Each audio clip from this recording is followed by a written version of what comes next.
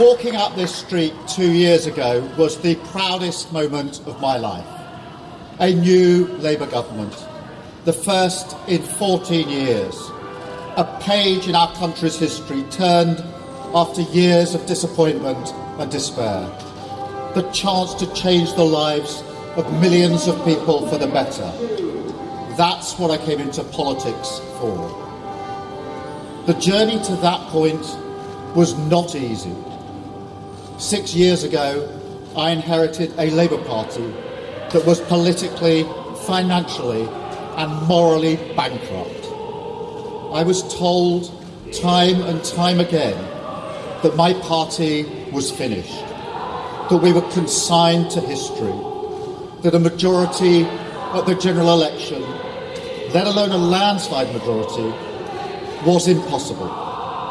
But we proved those people wrong, because we changed our party, ripping out the poison of anti-Semitism, restoring trust on the economy, defence and national security, and becoming a party that once again stood proudly with, not against, our national flag. The hard work of change was with a singular purpose, not power for power's sake, but to change Britain for the better, to build a fairer country with dignity and respect, where everyone is seen, everyone is valued, wealth and opportunity for all, not just the privileged few. And look at what we've achieved in just 2 years.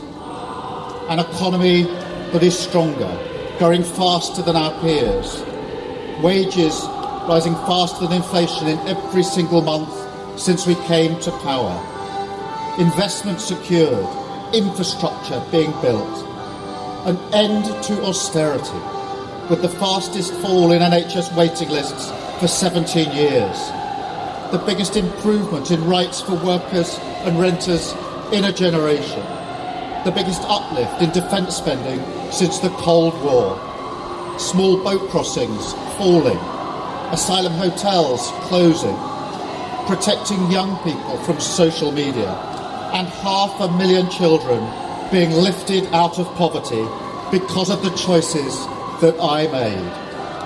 Our reputation in the world restored, with Britain once again standing up for decency, respect and the rule of law, securing trade deals, standing with Ukraine, standing up for our values and rebuilding our relationship with our allies in Europe. Change promised by a Labour government, change fought for by a Labour government, change delivered by a Labour government. But I know the question being asked now is not who was best placed to change the Labour Party, to take us into power and to begin the vital work of improving lives for millions of people.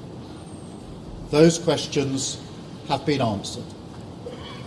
The question my party is asking now is whether I am best placed to lead us into the next general election. I have heard the answer of my parliamentary party to that question, and I accept that answer with good grace. Every decision I've taken has been about putting the country I love first. That is why I will resign as leader of the Labour Party. I have spoken to His Majesty the King this morning to inform him of my decision. I will ask the National Executive Committee of the Labour Party to set out a timetable with nominations opening on the 9th of July and completed by the summer recess. In the case of a contest, this will ensure a new leader is in place before Parliament returns in September. I will remain in post as Prime Minister until the contest is complete, and I will do everything I can to ensure an orderly handover of power.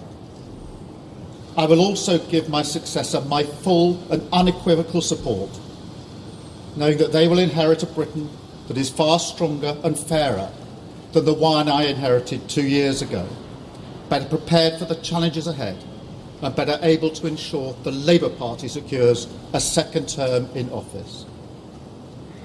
I want to thank all of those friends and colleagues who have been at my side for these past 6 years or so, for their incredible commitment, service and support.